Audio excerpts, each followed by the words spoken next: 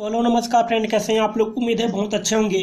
और आप लोगों का एक बार फिर से स्वागत है हमारे यूट्यूब चैनल प्रारंभिक गणित में। आज हम देखने वाले थे छत्तीसगढ़ बोर्ड कक्षा 7वीं विषय गणित के जो घातांक नाम का पाठ है, जो पाठ 6 है, उसका प्रश्नावली 1 को मैंने करा दिया है और आज हम दूसरे प्रश्नावली पर चर्चा करेंगे। उससे पहले मैं बता दूं कि उसमें घातांक के कुछ नियम होते हैं जो कि आपको जानना बहुत जरूरी है। तो प्रश्नावली 1 में नियम 1, 2, 3 के तहत हल है और प्रश्नावली 2 में नियम 4, 5, 6 इस तरह से जो हैं उनके बारे में है।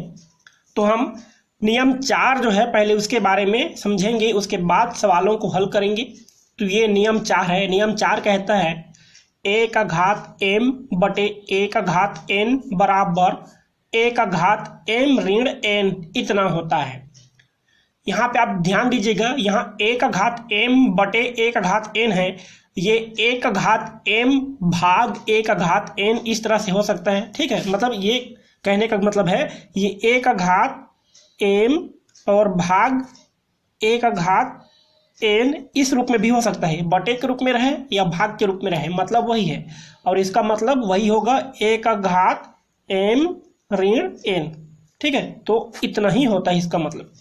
तो उम्मीद है आप लोगों को ये समझ में आ गया होगा। या तो ये बटे के रूप में रह सकता है या भाग के रूप में रख सकता है, दोनों का मतलब सेम होता है, एक ही है।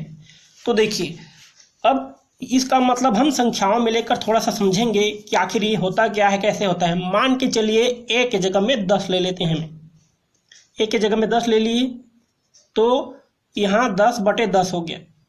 अब इनका घात आप कुछ भी कर लीजिए। मान के चलिए यहाँ 10 का घात 8 है, यहाँ 10 का घात 5 है।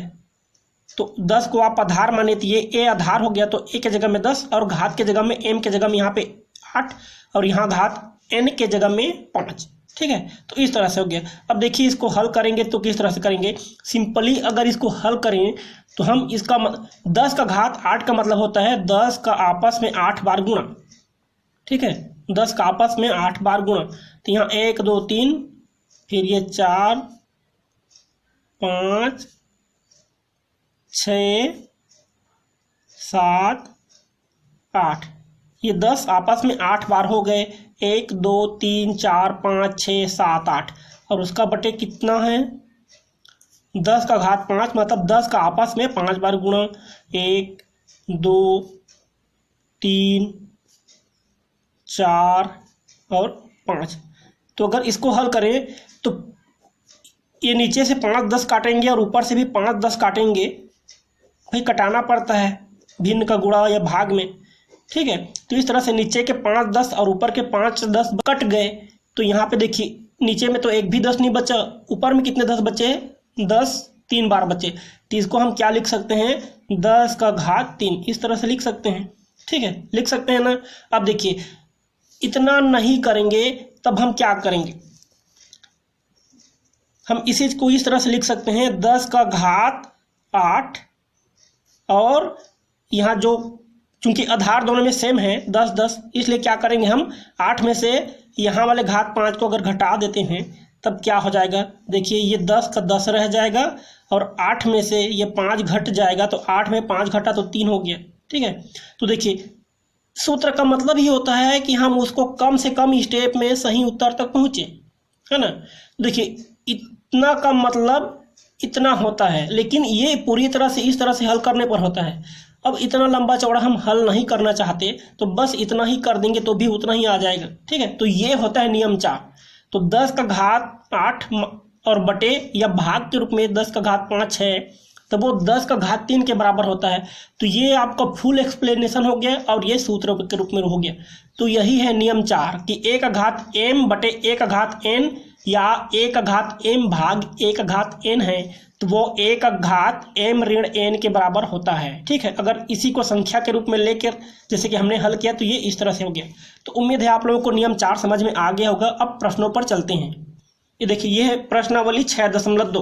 ठीक है, और इसमें का पहला सवाल कहता है निम्नलिखित को नियम 4 वही है जो मैंने अभी आप लोगों को समझाया की सहायता से घातीय रूप में हल करें। इसको घातीय रूप में हल करना है नियम 4 की सहायता से। ठीक है, तो देखिए वहाँ पे जो नियम था उसमें जैसे कि आपके पुस्तक में बटे के रूप में दिया है तो मैं बटे के रूप में वहाँ लिख के समझाया हूँ, आपको भाग भी समझा दिया हूँ कि बटे और भाग का एक ही मतलब होता है। और यहाँ जो प्रश्नावली में आपको भाग के रूप में दिया है, बटे के रूप में नहीं दिया है, तो आपको हड़बड़ाना नहीं है, मतलब वही है। अब देखिए पहला सवाल को लेते हैं। ए, यहाँ आधार में 6 और घात 5 और फिर भाग, फिर आधार में 6 और घात 3 है, ठीक है। तो जब इसको हम पूरा एक्सप्लेन करते हुए अगर हल करेंगे तो इसका मतलब वही होगा कि हम 6 का आपस में 5 बार गुणा करें अंश में, और उसका बटे करके फिर 6 का आपस में 3 बार गुणा करें हर में। नीचे में जो 6 3 बार रहेंगे वो कटेंगे, तो 3 बार ऊपर के भी कट जाएंगे, तो 2 बार बच जाएगा। इस तरह से 6 का घात 2 बचेगा, ठीक है। अब हम वो ऐसा नहीं करेंगे, इसको डायरेक्ट हल करेंगे, ठीक है। तो इसको क्या करेंगे, देखिए 6 का घात 5 भाग 6 का घात 3, इसको जब हल करेंगे तो इसको लिख देंगे नियम 4 से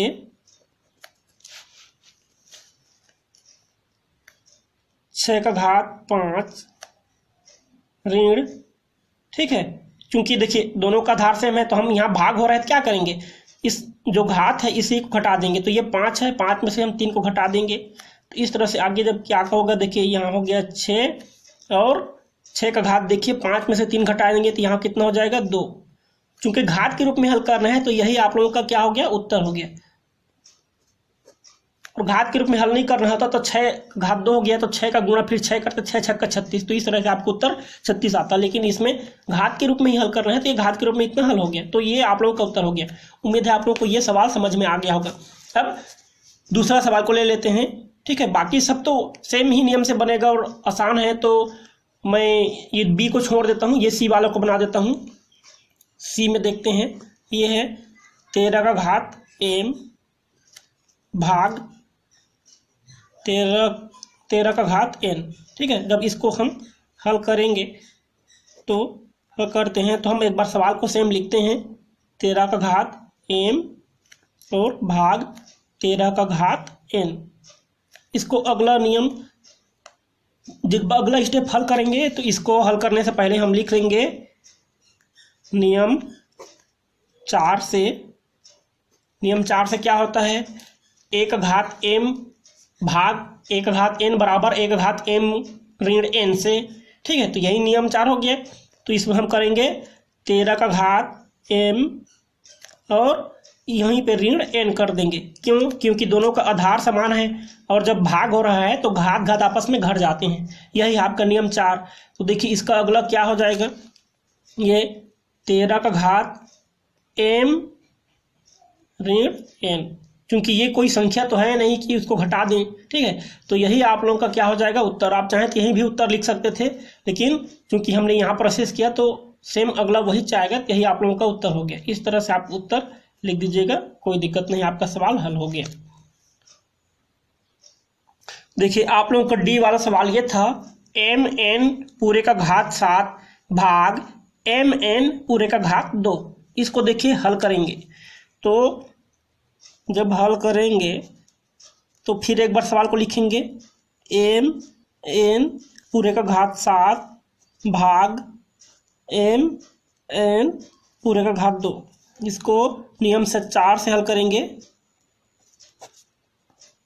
इस तरह से हमें लिखना पड़ेगा, क्योंकि उसमें कहा है कि नियम 4 से हल करना है, तो नियम 4 हमें इस तरह से लिखना पड़ेगा। तो नियम 4 क्या कहता है, आधार चूंकि दोनों में देख लीजिए सेम है, mn यहाँ भी है mn यहाँ भी है, और घात यहाँ 7 है, घात यहाँ पे 2 है, यहाँ भाग हो रहा है। तो जब आधार समान हो और भाग हो रहा हो तो आपस में क्या हो जाते हैं, घात जो है वो घट जाते हैं। तो नियम 4 से क्या होगा, m और n पूरे का घात क्या होगी, यहाँ 7 और घटाओ 2, इस तरह से हो जाएगा। तो जब इसको अगला स्टेप हल करेंगे तो ये हो जाएगा m n और 7 में से 2 घट गया तो यहाँ पे 5, ठीक है। बस यही आप लोगों का उत्तर हो गया।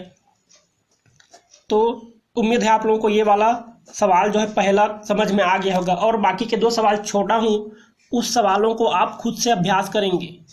अब दूसरे सवाल पे चलते हैं। देखिए फ्रेंड, ये है आप लोगों का दूसरा सवाल, निम्न को सिद्ध कीजिए। अब आपका पहला सवाल है, ए 6 का घात 5 बटे 6 का घात 4 बराबर 4। देखिए इसको सिद्ध करना है कि ये 6 का घात 5 बटे 6 का घात 4 जो है ये 6 के बराबर किस तरह से आएगा।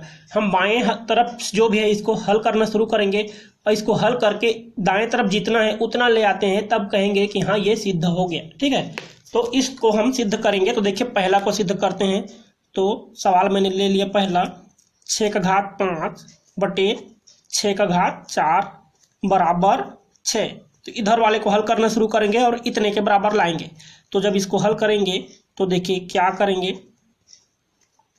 हल उसी को लिखेंगे 6 का घात 5 बटे 6 का घात 4। अब नियम 4 से, ठीक है, अच्छा इसको बराबर 6 लिख सकते हैं। ठीक है, अब नियम 4 से, नियम 4 से इस तरह से लिख लीजिए, बायां पक्ष। बायां पक्ष कैसे, देखिए बराबर का चिन्ह हो गया, इधर वाला दायां हो गया, इधर वाला बायां हो गया। तो बायां पक्ष हमें इस तरफ को हल करना है।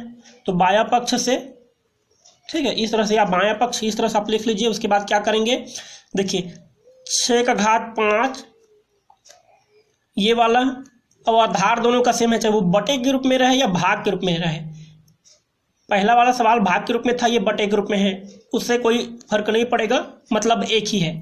तो यहाँ देखिए चाहे वो बटे के रूप में रहे या भाग के रूप में रहे, क्या करेंगे, जब आधार समान रहता है तब हम घात को घटा देते हैं। तो यहाँ 6 का घात 5 अंश में है और यहाँ हर में 4 है।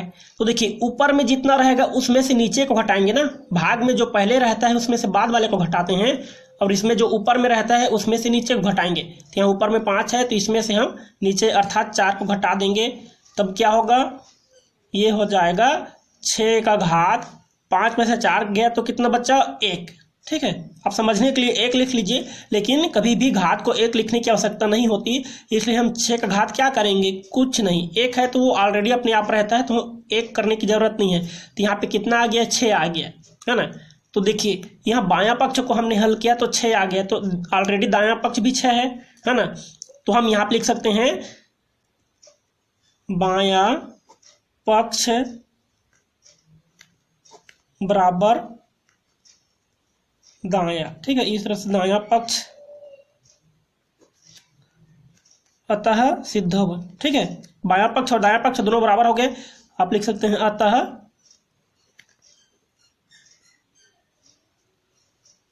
सिद्ध हुआ। यही आप लोगों का उत्तर हो जाएगा। ठीक है, तो इस तरह से आप लिखेंगे। अब देखिए इसमें से का दूसरा सवाल जो है, ये पी का घात 9 बटे पी का घात 4 बराबर पी का घात 5। जाहिर सी बात है 9 में से 5 घटा दे, 9 में से जाहिर सी बात है 9 में से 4 घटा देंगे तो 5 आ जाएगा। तो इसको जैसे मैंने पहले वाले सवाल को किया था वैसे आप इसको हल कीजिएगा। ये आपके लिए अभ्यास करने के लिए छोड़ रहा हूँ। अब मैं सी सवाल को ले लेता हूँ, ये वाला सवाल को। तो ये था आप लोगों का सी वाला सवाल, 16 का घात 2m बटे 16 का घात m बराबर 16 का घात m। इधर वाले को हल करके हमें इतना लाना है, तब कहेंगे कि ये सिद्ध हो गया। ठीक है, अब हल करते हैं। हल 16 का घात 2m बटे 16 का घात m बराबर 16 का घात m। नियम 4 से बायां पक्ष, क्योंकि हम बायां पक्ष को पहले हल करना शुरू करेंगे। ठीक है, तो बायां पक्ष क्या है, 16 का घात 2m और बटे 16 का घात m। तो यहाँ पे देखिए दोनों का आधार 16 16 समान है, तब क्या करेंगे, हम 16 का एक ही लेंगे आधार और 16 का घात 2m में से, ये 2m में से ये हर में 1m है, यहाँ 2 है। ठीक है, और यहाँ पे कुछ नहीं है, मतलब 1 है, तो ये 2m में से 1m को घटा देंगे तो वहाँ पे m, 2m घटाओ m, यहाँ 1 है ऑलरेडी, 1 को लिखने की आवश्यकता नहीं होती, वो छुपा रहता है लेकिन वो रहता है। तो इस तरह से 16 का घात 2m में से 1m घट जाएगा। इस तरह से क्या हो जाएगा, आगे देखिए 16 का घात 2m में से 1m घट गया तो 1m बचा, 2 में से 1 घट गया तो कितना बचेगा 1, तो 1 को लिखने की आवश्यकता नहीं है, खाली हम m को लिख देंगे। तो इस तरह से 16 का घात m हो गया। देखिए बायां पक्ष था, इसको हल करके इतना लाए तो दायां पक्ष में भी तो इतना ही है ना, 16 का घात m। इसलिए क्या हो गया, यहाँ बायां पक्ष बराबर दायां पक्ष हुआ ना, दोनों पक्ष बराबर, बायां पक्ष बराबर दायां पक्ष हो गया, दोनों पक्ष बराबर। हम लिख सकते हैं अतः